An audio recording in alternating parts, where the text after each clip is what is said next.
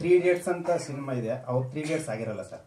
ಹಂಗೆ ಎಕ್ಸಾಂಪಲ್ಲು ಅಂದರೆ ಈ ಥರ ಅಂದರೆ ಸೌಂಡ್ ಇಂಜಿನಿಯರ್ ಅಂದರೆ ಸರ್, ಸೌಂಡ್ ಇಂಜಿನಿಯರ್ ಅನ್ನೋದು ಏನಕ್ಕೆ ಇಟ್ಟಿದ್ದೀನಿ ಅಂತ 15ನೇ ತಾರೀಕಿಗೆ ಗೊತ್ತಾಗುತ್ತೆ ಸರ್. ಅದ್ರ ರಿವೀಲ್ ಮಾಡಿದರೆ ಸ್ವಲ್ಪ ಕಂಟೆಂಟ್ ಹೋಗುತ್ತೆ ಅನ್ನೋ ಉದ್ದೇಶಕ್ಕೆ ಅದನ್ನು ಹೈಡ್ ಮಾಡಿದ್ದೀನಿ ಸರ್ ಅಷ್ಟೇ.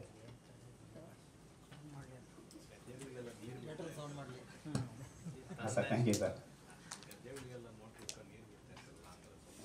ಇಲ್ಲ ಸರ್,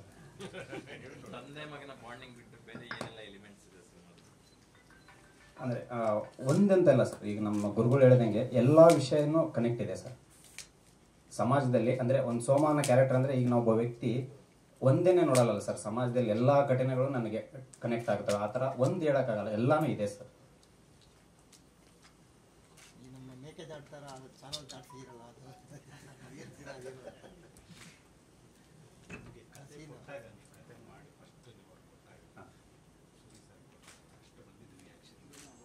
ಅಂದರೆ ಸರ್, ನಮ್ಮ ಸರ್ ನೋಡಿದ ತಕ್ಷಣ ನಾನು ಕತೆ ಹೇಳಕ್ಕೆ ಬಿಡಲ್ಲ ಸರ್ ನಮಗೆ. ಅಂದರೆ ಸ್ಕ್ರಿಪ್ಟ್ ಕೊಡಬೇಕು ಅವ್ರಿಗೆ ಸರ್ಗೆ.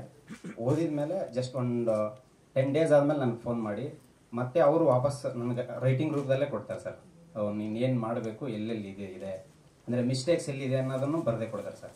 ಅದನ್ನು ನೋಡಿ ನಾನು ಮತ್ತೆ ರೀರೈಟ್ ಮಾಡಿ ಅವ್ರಿಗೆ ಇನ್ನೊಂದು ಸರಿ ಹೇಳಿದಾಗ ಅದು ಇದರಲ್ಲಿ ಅಂದರೆ ನನ್ನ ಕೈವಾಡ ಏನೂ ಇಲ್ಲ. ಏನಂದರೆ ತುಂಬ ಪೂರ್ಣವಾಗಿ ಕತೆ ಇತ್ತು ಅವನ ಹತ್ರ. ಯಾಕೆಂದರೆ ಅವನ ಊರಿನ ಕತೆ ಆಗಿರೋದ್ರಿಂದ ತುಂಬ ಡೀಟೇಲ್ ಇದೆ ಅದರಲ್ಲಿ. ನನಗೆ ಎಲ್ಲಿ ರಿಪೀಟ್ ಅನಿಸ್ತಿತ್ತು ಮಾತ್ರ ಒಂದ್ಸಲ ಹೇಳಿದೆ ಅವನಿಗೆ, ನೋಡಿ ಈ ಜಾಗ ಒಂದು ಸ್ವಲ್ಪ ರಿಪೀಟ್ ಆಗಿದೆ, ಅಂದರೆ ಮತ್ತೆ ಮತ್ತೆ ಆ ಭಾವನೆ ಬರ್ತಿದೆ ಅಂತ ಒಂದು ಪಂಚು ಅದನ್ನು ತೆಗೆದ ಅವನು. ಆ ಥರ ಎಂಡ್ ಆಗೋಷ್ಟರಲ್ಲಿ ಸಿನಿಮಾದಲ್ಲಿ ಅವರೇ ಒಂದಷ್ಟು ತಗೊಂಡ್ಬಿಡ್ತಾರೆ. ಅಂದರೆ ಆಸ್ ಎ ಡೈರೆಕ್ಟರ್ ತುಂಬ ವಿಷಯಗಳು ತೆಗಿತಾರೆ. ಆಮೇಲೆ ಹೇಳುವಾಗ ಒಂದಷ್ಟು ಪೂರ್ಣವಾಗಿರುತ್ತಲ್ಲ, ಅದನ್ನು ಕೆಲವು ಮಾರ್ಕ್ ಮಾಡಿದ್ದು, ಇದು ರಿಪೀಟ್ ಆಗ್ತಿದೆ ನೋಡು, ಇದು ರಿಪೀಟ್ ಆಗ್ತಿದೆ ಅಷ್ಟು, ಇನ್ನೇನಿಲ್ಲ. ಯಾವುದು ಆ್ಯಡ್ ಮಾಡಿದಂತೂ ಏನಿಲ್ಲ, ಎಲ್ಲವೂ ಅವ್ರದ್ದೇ. ಇವರು ಮತ್ತೆ ಅವ್ರು ಯಾರ್ಯಾರು ಸೇರಿದಾರೋ ಎಲ್ಲರೂ ಅವ್ರದ್ದೇ.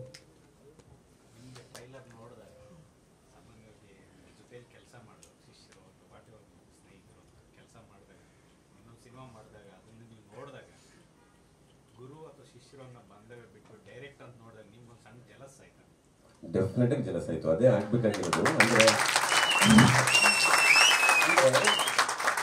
ಏನಂದ್ರೆ ಒಂದು ವಿಷಯದ ಯೋಗರಾಜು ನನ್ನನ್ನ ಏನಕ್ಕೆ ನೀನು ಮಾಡು ಅಂತಾರೆ, ಆ ಥರನೇ ನಾನು ಇವನು ಏನಕ್ಕೆ ಮಾಡು ಅಂತೀನಿ ಅನ್ನೋದು ಬರುತ್ತೆ. ಅಂದ್ರೆ ಒಂದು ಹೆಜ್ಜೆ ಮುಂದಕ್ಕೆ ಹೋದಾಗೆ ಅದು ಖುಷಿ ಆಗೋದು. ಗಟ್ಟಿಸೋದು ಅಂದ್ರೆ ಅಳಿಸೋದು ಮತ್ತೆ ನಗ್ಸೋದು ಎರಡೂ ತುಂಬಾ ಕಷ್ಟ ಇದೆ. ಅದು ಹೇಳೋದಷ್ಟು ಸುಲಭ ಅಲ್ಲ. ಪೇಪರಲ್ಲಿ ಇದ್ದು ಅದನ್ನು ಓದಬೇಕಾದ್ರೆ ಕಣ್ಣೀರು ಬರ್ಬೋದು. ಅದು ದೃಶ್ಯಕ್ಕೆ ಬಂದು ಅದಕ್ಕೊಂದು ರೆಕಾರ್ಡಿಂಗ್ ಬಿದ್ದು ಅಳಿಸೋದು ತುಂಬಾ ಕಷ್ಟ ಇದೆ ಓವರಾಲ್ ಆಗಿ. ಅಂದ್ರೆ ನಿಮಗೆ ಅಂದ್ರೆ ಎಲ್ಲೋ ಈ ಸಿನಿಮಾ ನೋಡಿದ ನಂತರ ಬೆಳಗ್ಗೆ ಇದ್ರೆ ತಿರ್ಗಾ ನೆನಪಾಗ್ಬೇಕಲ್ಲ ಅವನು. ಇವಾಗ ಸೈಲೆಂಟಲ್ಲಿ ನನಗೆ ತುಂಬಾ ಪ್ರಾಬ್ಲಮ್ ಆಗುತ್ತೆ. ಅವರಿಬ್ರು ಸತ್ತ ನಂತರ ಅಥವಾ ದುನಿಯಾದಲ್ಲಿ ಅವರಿಬ್ರು ಹೋದ ನಂತರ ನನಗೆ 2-3 ದಿನ ಆ ಪಾತ್ರಗಳು ನೆನಪಾಗ್ತಾನೆ ಇರುತ್ತೆ. ಆ ಥರದೊಂದು ಜಾದು ಇದರಲ್ಲಿದೆ. ಅಂದ್ರೆ ಆ ಕಾರಣಕ್ಕೆ ನಾನು ಅವನಿಗೆ ಇದನ್ನು ಪುಷ್ ಮಾಡೋದ್ರೆ ಇನ್ನೊಂದಾಗುತ್ತೆ. ನನಗೆ ಸಿನಿಮಾ ಮಾಡಬೇಕಾದ್ರೂ ಹೇಳಿದ್ರು, ನಿನ್ನ ಪರಿಸರಕ್ಕೆ ತುಂಬಾ ಹತ್ರ ಇರುವಂಥದ್ದನ್ನು ಹುಡುಕು, ಇಲ್ಲಿಂದ ಹಿಮಾಲಯ ನೀನು ಬರೀಬೇಡ ನೀನು ಅಂತ. ಆ ಕಾರಣಕ್ಕೆ ಅವನಿಗೆ ನಾನು ಅದನ್ನು ಯಾವಾಗ ಪುಷ್ ಮಾಡ್ತಿದ್ದೆ ಅಂದ್ರೆ ನಿನಗೆ ಹತ್ರವಾದ್ದು ಬರೀ, ನಿನಗೆ ಹತ್ರವಾದ್ದು ನೀನು ಮಾಡು ಅಂತ. ಅದರಲ್ಲಿ ಅಂದ್ರೆ ನೀವು ಹೇಳಿದ ಮಟ್ಟಿಗೆ ಅವನೊಂದು ಹೆಜ್ಜೆ ಮುಂದೆ ಹೋಗಿದ್ದಾನೆ. ಅಂದ್ರೆ ನಮಗೆ ಖುಷಿ ಏನು ಅಂದ್ರೆ ಅವನು ಮಾಡ್ತಿರೋದ್ರಿಂದ ನಮ್ಗಳಿಗೂ ಕೂಡ ಒಂದಷ್ಟು ಈ ಧೈರ್ಯ ಬರುತ್ತೆ. ಅಂದ್ರೆ ನಾವು ಕೂಡ ಸಿನಿಮಾ ಮಾಡ್ಬೋದು, ನಾವು ಒಂದಷ್ಟು ಕೆಲಸಗಳು ಮಾಡ್ತಾ ಹೋಗೋದಲ್ವ ಈ ಸ್ಟೈಲಲ್ಲಿ. ಇವಾಗ ಇದು ನಮಗೆ ತುಂಬಾ, ನಮ್ಮ ಗ್ಯಾಂಗ್ಗೆ ಈ ಸಿನಿಮಾ ತುಂಬಾ ಮುಖ್ಯ ಆಗುತ್ತೆ. ಅಭಿ ಸಿನಿಮಾ ತುಂಬಾ ಮುಖ್ಯ ಇದೆ ನಮಗೆ.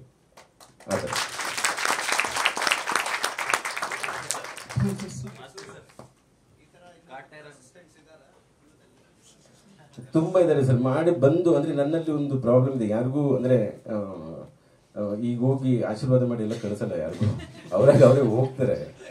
ನಾನು ಯಾವ ಸಿನಿಮಾ ಗುರುನೂ ಅಲ್ಲ. ಅಂದ್ರೆ ನನಗೆ ಏನ್ ಕಲ್ತಿದ್ದೆ, ಯಾರಿಂದ ಸಂಸ್ಕಾರಗಳು ಕಲ್ತೋ ಅದನ್ನ ಅವ್ರಿಗೂ ಹೇಳ್ತೀವಿ ಅಷ್ಟೇ. ಮತ್ತೆ ಅವನಿಂದ ನಾನು ತುಂಬಾ ಕಲ್ತಿದ್ದೀನಿ ಸರ್ ಇಷ್ಟು ವರ್ಷದಲ್ಲಿ.